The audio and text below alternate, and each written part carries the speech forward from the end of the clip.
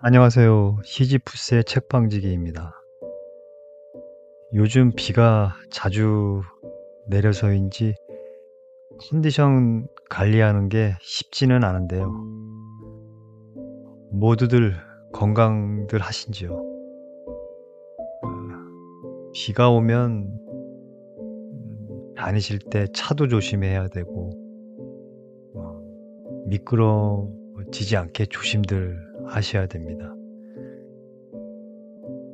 오늘 소개해 드릴 책은 딱따구리 그레이트 북스 삼국사기 이야기인데요. 아마도 많은 분들이 삼국사기는 한 번 정도는 들어보신 책이리라 생각되어집니다. 저는 어린 시절에 이 삼국사기하고 만화 잡지 보물섬에서 연재되던 윤승훈 선생님의 맹꽁이 서당이라는 만화를 통해 우리나라 역사를 처음 접했던 기억이 납니다. 오늘은 삼국사기 책 중에서 고구려 유리왕과 관련된 두 조각 낭칼 편과 신라 강수 선생님과 관련된 뒤통수에 뿔이 난 사람 편을 낭독하는 시간을 갖도록 하겠습니다. 어떤 내용들이었는지 지금부터 저와 한번 들어보실까요? 두 조각 낭칼, 유리왕과 백제, 쩡그렁. 요란한 소리가 나면서 물이 자르르 쏟아졌다. 물동이는 산산조각이 나고 동이를 이고 가던 아주머니는 물에 빠진 생쥐처럼 되고 말았다. 한 소년이 저만큼에서 어쩔 줄 모르고 서 있었다. 저런 아비 없는 후레 자식. 아주머니는 어린 소년에게 욕설을 퍼부었다. 소년이 새를 잡으려고 던진 돌이 잘못 날아가서 물동이에 맞았다. 소년은 용서하여 달라고 말하려다가 그만 눈물이 핑 돌았다. 소년은 몸을 돌려 눈물을 줄줄 흘리면서 집으로 뛰어왔다. 어머님, 나의 아버님은 어디에 계십니까? 가르쳐 주셔요. 어머니는 예시 부인이었는데 아들의 태도가 여느 때와 다르므로 다른 때처럼 속여 넘길 수가 없었다. 너의 아버님은 세상에 다시 없이 훌륭한 어른이시란다. 눈물 어린 소년의 눈은 반짝반짝 빛났다. 이 부여 나라에 계실 때 너를 낳게 하셨지만 이 나라의 왕자들이 잡아 죽이려 하였으므로 밤중에 몰래 도망쳐 남쪽으로 가셨단다. 남쪽이라면 어디인가요, 어머님? 이류강가에 자리를 잡으시고 고구려라는 나라를 세우셨단다.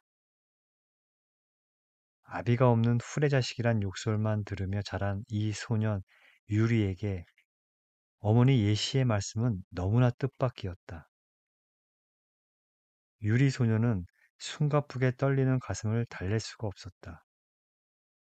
한참 만에야 어머님, 나는 고구려라는 나라로 아버님을 찾아서 떠나겠어요.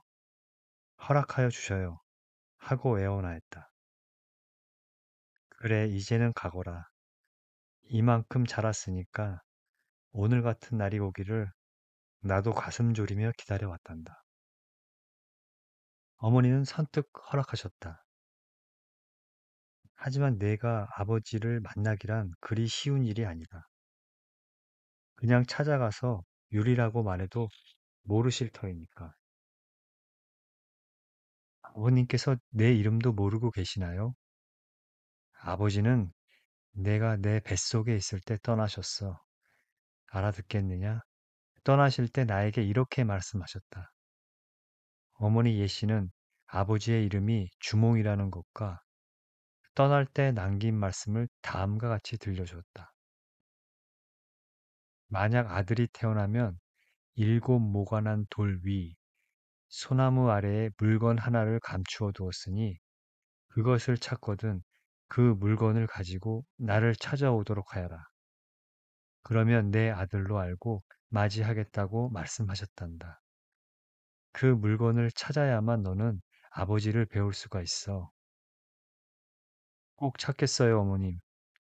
유리 소녀는 힘차게 방문 밖으로 뛰어나갔다. 일곱 모나 난 돌과 소나무는 산에 있을 것이다.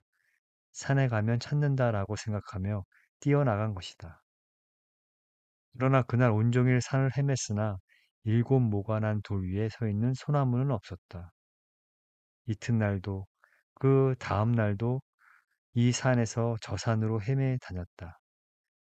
아무리 싸돌아 다녀도 소나무가 서 있는 일곱 모의 돌을 찾아낼 수는 없었다. 매일처럼 해가 저물면 걷기조차 힘든 걸음걸이로 집을 찾아들곤 했다. 돌이라는 것은 울퉁불퉁 제멋대로 생겨먹은 법이고 사람들이 연장으로 다듬을 때 비로소 네 모도 나고 다섯 모도 나는 것인데 어디 가서 사람을 다듬은 듯한 그런 돌을 찾는단 말인가? 유리 소녀는 어머니가 혹시 거짓말을 하신 것이 아닐까 하는 생각이 들었다. 거짓말을 하실 어머님이 아니셔. 어딘가에는 꼭 일곱 모가 난 돌 위에 소나무가 서 있는 곳이 있을 거야. 어느 날 햇볕이 내리쬐는 마루에 앉아서 이런 생각을 하고 있는데 문득 눈에 띈 것이 있었다. 아니 저건 유리 소녀는 저도 모르게 소리를 지르고 그것을 뚫어지듯이 바라다 보았다.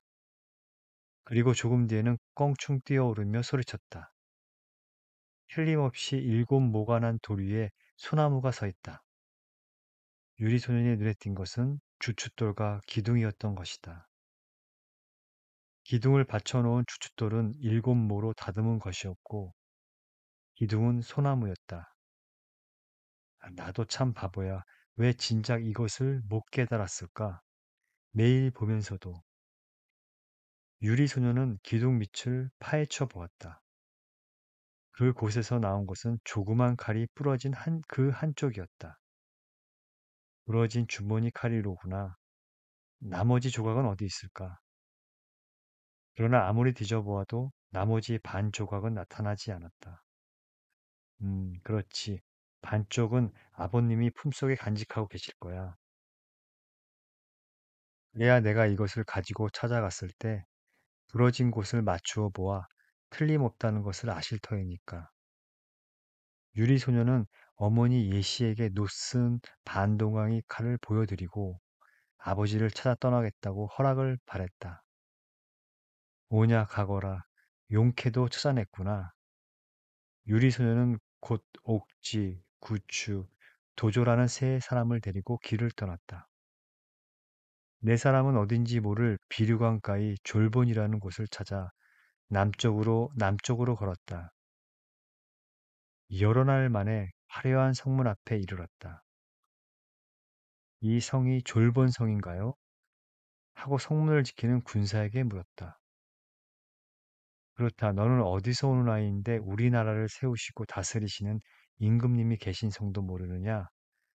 군사가 묻자 유리소녀는 자기가 어떻게 되어서 이곳까지 찾아왔는가를 이야기하였다. 군사는 깜짝 놀라 곧 주몽왕에게 아뢰었다. 유리소녀는 어마어마한 자리에 여러 신하들을 거느리고 앉아 계시는 임금님을 뵙고 눈물이 핑 돌았다. 내가 부여에서 태어난 내 아들이란 말이지. 임금님은 묻고 나서 그렇다면 그 가지고 온 물건을 내놓아 보아라 하고 말씀하셨다. 유리소녀는 품 안에서 반동왕의 칼을 꺼내 공손히 바쳤다. 주몽왕은 곧 자기가 가지고 있던 나머지 반쪽과 맞추어 보셨다. 맞는구나. 꼭 들어맞는다. 내가 내 아들임이 틀림없다. 주몽왕은 유리를 앉아 계신 자리로 부르신 뒤 서로 얼싸안고 눈물을 흘리셨다. 이제는 내가 다음에 왕이 될 태자가 되어야 한다. 내 맏 왕자니까.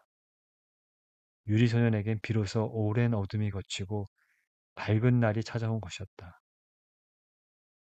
아바마마, 저만 아바마마를 뵙고 이렇게 호사스럽게 지내니 가슴이 아프옵니다. 어머님은 지금 부여 땅에서 남쪽 하늘만 바라보다 보시며 눈물을 흘리시고 계실 것이옵니다. 어느 날 유리태자는 주몽왕께 아뢰고 어머님을 모셔오셨으면 좋겠다고 하였다. 그렇구나. 나라를 다스리기에 바빠 그것을 있었었구나. 주몽왕은 곧 예씨를 모셔왔다. 예씨와 유리태자가 이렇게 기쁨을 얻은 대신 마음이 흐려진 사람이 두 사람 있었다.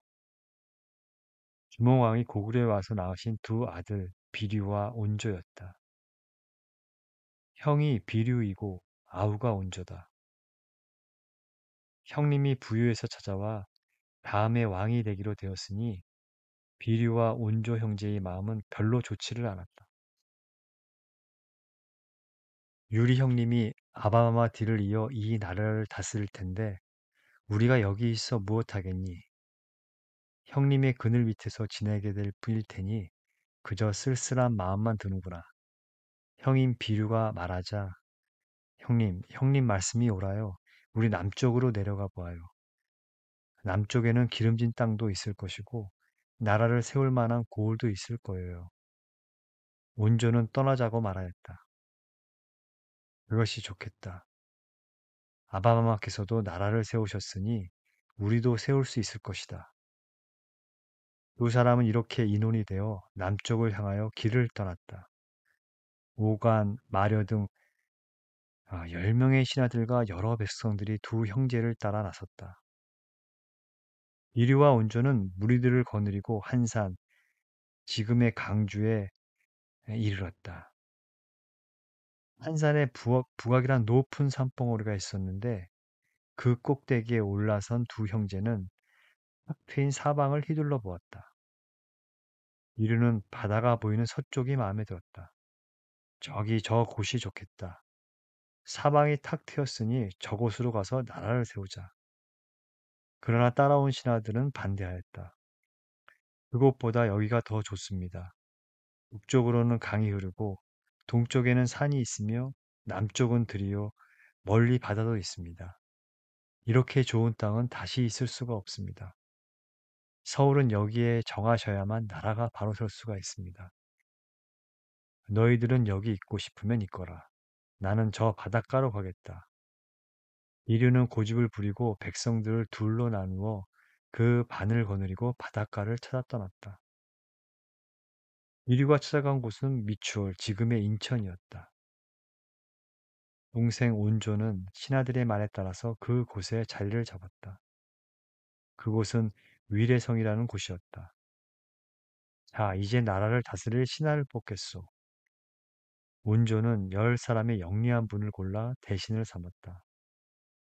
나라의 이름은 십제라고 정하였다. 십제라고 고친 것은 백성들이 훨씬 늙고 나서였다. 이리하여 우리나라의 삼국시대의 한 나라인 백제는 이룩된 것이다. 한편 미추홀로 찾아간 비륜의 무리는 자기네들이 못 살 곳으로 왔음을 깨달았다. 물은 짜고 땅은 축축하여 고생이 이만저만이 아니었다. 동생은 어떻게 사나 가보아야지. 여기보다 나을까 못할까. 형 비류는 위례성으로 찾아갔다. 위례성에 이르러 보니 백성들의 얼굴에 밝은 빛이 돌고 무엇 하나 아쉬운 것이 없었다. 내가 쓸데없이 고집을 부렸었구나. 나 때문에 얼마나 많은 사람이 고생하다가 죽었나. 부끄럽기 짝이었구나. 이류는 가슴이 미어질 듯이 아팠다. 그것이 화병이 되어 비류는 죽었다. 이류가 죽자 백성들은 모두 위례성으로 찾아들었다. 뒤통수에 뿔이 난 사람, 강수 선생님. 신라의 사량부 마을에 석채라는 남아 벼슬을 하는 사람이 있었다.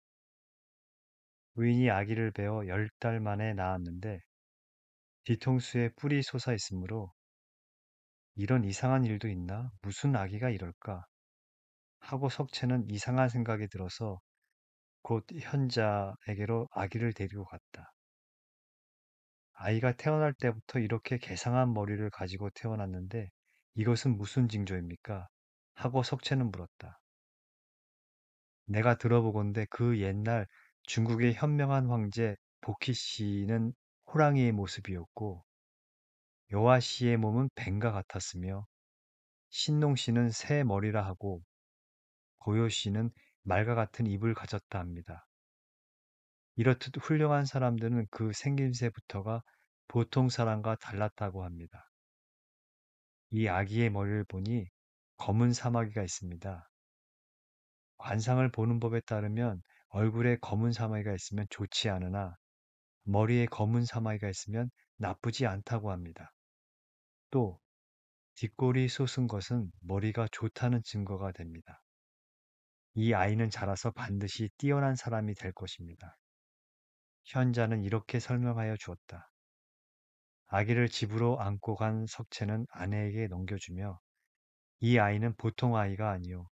그러니 정성 들여 기르도록 하시오. 장차 나라의 인물이 될 것이오. 하고 부탁하였다. 그 아이가 자란 뒤 강수라고 불렀다. 강수는 차차 자람에 따라 누가 가르쳐 주지 않았는데도 저 혼자 글을 읽을 수 있게 되었고 또 벗들과도 의리로 사귀었다. 아버지는 하도 신통하여서 아들의 속을 떠보기 위하여 물었다. 너는 불교를 배우겠느냐, 유교를 배우겠느냐? 유교는 공자, 맹자의 가르침이다. 강수는 서슴치 않고 대답하였다. 제가 듣건대 불교는 속세를 떠난 다른 세상의 가르침이라 하옵니다. 그러니 어리석은 저로서 어찌 감히 배우겠나이까? 유교를 익힐까 하옵니다. 아버지는 갸륵히 여겨 그럼 유교를 배워라 하고 허락하였다. 강수는 비로소 스승을 모시고 올바른 공부를 시작하였다. 하나를 배우면 열을 깨우쳐 백바람에 뛰어난 학자가 되어버렸다. 강수는 그 뛰어난 글재주로 쉽게 벼슬자리를 얻었고 벼슬도 자꾸자꾸 올라가서 그 이름을 널리 떨쳤다. 그런데 강수는 그만 일을 저지르고 말았다. 무곡이란 마을에 대장간이 있었다. 그 대장간 앞을 지나다가 물을 길어 가지고 가는 처녀를 보았다. 얼굴이 어찌나 아름답고 또 영리하게 생겼는지 대본에 마음이 이끌리고 말았다. 강수는 그 처녀가 대장간으로 들어가는 것을 보고 이 집 딸인 모양이로구나 하고 생각하였다. 강수는 벼슬아치요. 처녀는 대장간집 딸이라 강수가 한번 뜻을 두자 일은 쉽게 이루어졌다. 강수는 그 처녀와 사랑하게 되었다. 두 사람의 정은 나날이 두터워졌다. 강수의 나이가 20살이 되자 강수의 부모는 장가를 보내려고 생각하여 색식감을 골랐다. 마침 성안에 사는 귀한 집 딸로서 용모가 아름답고 행실이 단정한 아가씨가 있어서 약혼을 시키려고 했다. 그러자 뜻밖의 강수는 안 되옵니다. 저는 2번씩 아내를 얻을 수는 없나이다. 하고 말하였다. 뭐라고? 2번씩 아내를 얻는다고? 부모는 깜짝 놀랐다. 강수는 자기가 대장간집 딸과 사랑하고 있다는 것을 고백하였다. 안 된다, 그것은. 이번엔 아버지가 펄쩍 뛰었다. 너는 벼슬과 학문이 높아 이미 신라에서 모르는 사람이 없다. 그런데 그런 보잘것없는 천한 집 딸과 부부가 되겠단 말이냐? 그것을 부끄럽다고 생각지 않느냐? 강수는 일어나서 말없이 2번 절을 올렸다. 그리고 나서 아버님, 가난한 것과 집안의 지체가 낮은 것은 부끄러운 일이 아니옵니다. 학문을 배우고서 그 배운 바를 실행하지 않는 것이 정말로 부끄러운 일이라 합니다. 제가 들은 바에 의하면 옛사람들이 다음과 같이 말하였다옵니다. 가난하고 천할 때 같이 고생하던 부인은 버리지 않아야 하며 가난할 때 사귄 벗은 잊어서는 안 된다고 말씀이옵니다. 그러니 비록 천한 여자라도 버릴 수가 없나이다. 강수의 말에 감탄한 아버지는 고개를 끄덕이고 다시는 대장갓집 딸을 버리라고 말하지 않았다. 세종대왕이 임금이 되셨을 때 당나라에서 사신이 찾아왔다. 사신이 당나라 황제의 글을 올렸는데 모든 대신들이 보아도 읽지 못할 글자가 있었다. 이를 어쩌면 좋다. 임금님도 대신들도 근심이 이만저만이 아니었다. 그때 누군가가 말하였다. 낮은 벼슬아치 가운데 뒤통수에 뿔이 나온 학자가 한 사람 있사옵니다. 그의 학문은 벌써 온 신라 안에 그 소문이 자자옵니다. 그래서 강수는 대궐로 불려 들어갔다. 강수는 그 글을 한번 보더니 모르는 글자 하나 없이 줄줄 풀어내렸다. 세종대왕도 대신들도 강수의 글 제주에 혀를 내둘렀다. 세종대왕은 온 신라에 소문이 나기는 하였을 망정 강수를 그때 비로소 보았다. 내가 왜 진작 그대를 만나지 못하였던가. 그대의 이름은 태종대왕은 기뻐하시며 물으셨다. 이름자를 머리 두로 쓰고 있사옵니다. 우란 말이지. 머리란 뜻이 그 한자는 좋지가 않구나. 강한 머리란 뜻의 이름을 쓰면 어떨까? 앞으로는 강수라고 하여라. 하셨다. 이때부터 강수 선생님이 된 것이다. 태종께서 당나라 고종에게 보내는 답서를 강수에게 짓도록 하였다. 그 글이 문장이 뛰어난 데다가 태종대왕의 뜻을 너무나 잘 나타내고 있으므로 태종은 더욱 강수를 사랑하여 강수라고 부르시지조차 않고 임생이라고 불렀다. 그것은 강수가 임나가라에서 태어났기 때문이다. 강수는 재산에 대한 욕심이 조금도 없었다.